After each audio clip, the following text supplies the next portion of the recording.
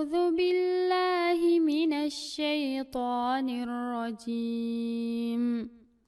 يا أيها الذين آمنوا كتب عليكم الصيام كما كتب على الذين من قبلكم لعلكم تتقون.